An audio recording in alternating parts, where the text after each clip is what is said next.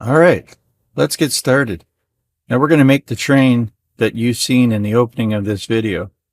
Now we get started. I've made all these pieces and designed them. I looked at other designs from other projects on different platforms. Now the dog I designed on my own to put on it. So I put that on it to in pieces, or I started with a big dog and cut him into pieces. And then I got the sizes of the wheels and the size of the body off a different platform. Here's just a view of what it looks like. You could actually print it in this mode here right now. Depending on the size of the bed of your printer. That's what I based it on. I could fit it on this one here. You would judge it and move it around. As far as I know, there's no other train, a dachshund train like this. I think I'm the only one that made it. It came to me in a dream, believe it or not.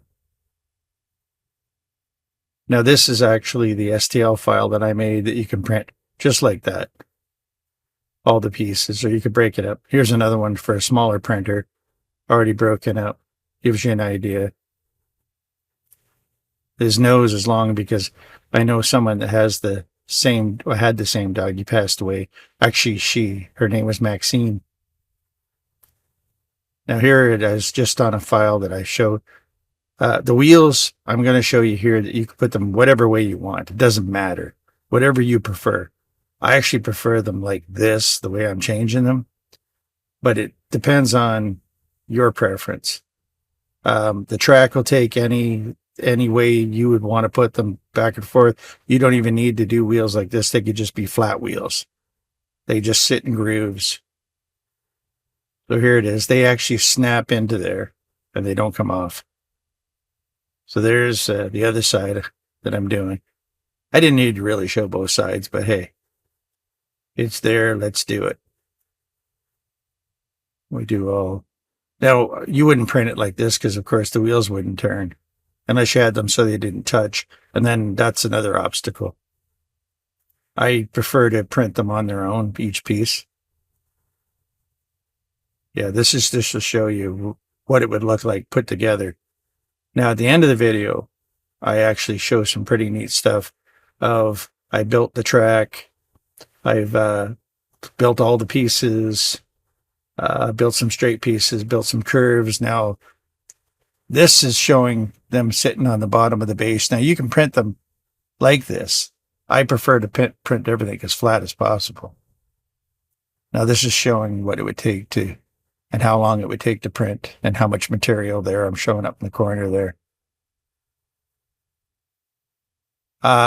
Here's the piece of straight track.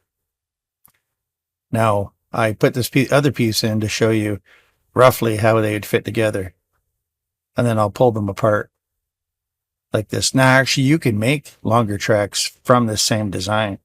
You just decide what you want. You can make them shorter, but there are files online that you can get any kind of track you want. Switches, figure eights, bridges, you name it. It's there, from track to floor, different engines. But this little dog was my little idea, because Maxine would make this sound when a fire truck went by, and she sounded like a train. Her owner friend of mine would go, "Maxie, go roo," and Maxie go roo, and sound like a train. It was really neat. Now, I think the noise actually bothered her of the emergency vehicles. That's how it all started. But here I'm going to show you how you can make extra cars. Now, I've only made the 3 pieces as of right now. And as of this video, you'll see at the end. But I'm showing you here how you could actually add to it and make it as long as you want. I think it's really neat. It would be really cool to have it this long or longer. You can treat the center middle pieces as box cars. And of course, Maxine's rear, the caboose. And boy, could that dog run. and love food. Anyway, back to the video here. Here it is all together. Now, like I said, you wouldn't print it like this. You'd print each piece separately. They're showing upside down. And yeah, you'd print each piece separately so you get a good print. And then you snap the wheels onto it. Now you have to push them together to get the wheels off. Now, I'm going to actually airbrush this.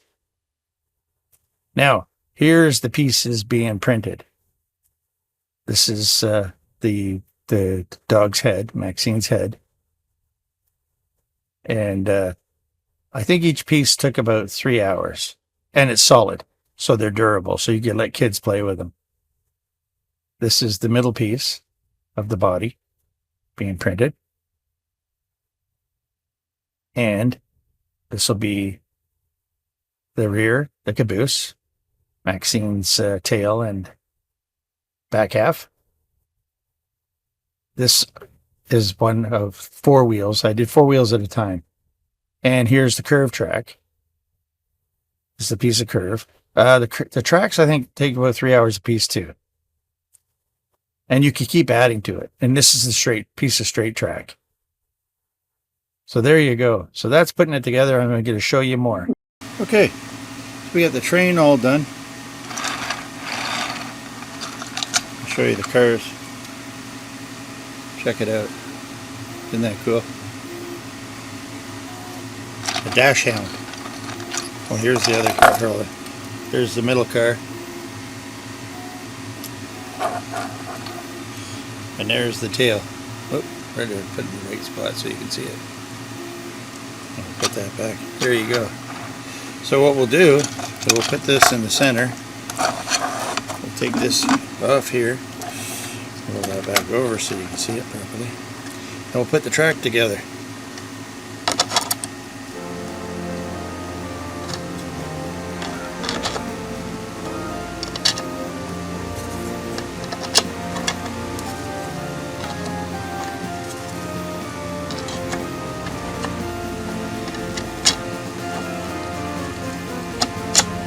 There we go. I'll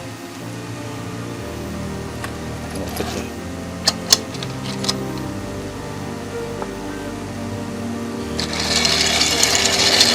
there you go.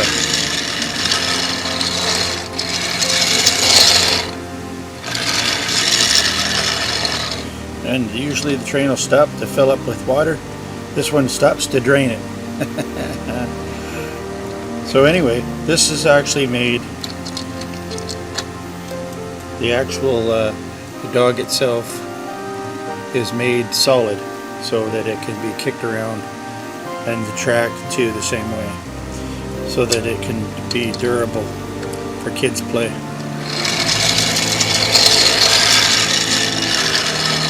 And there you go. Alright, so let's give the train a little bit of a whirl.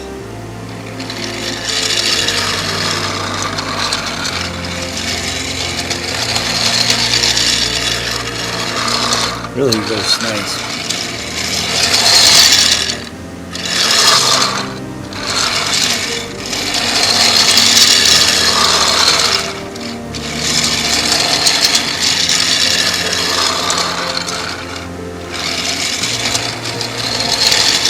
And then stop at the station, pee break.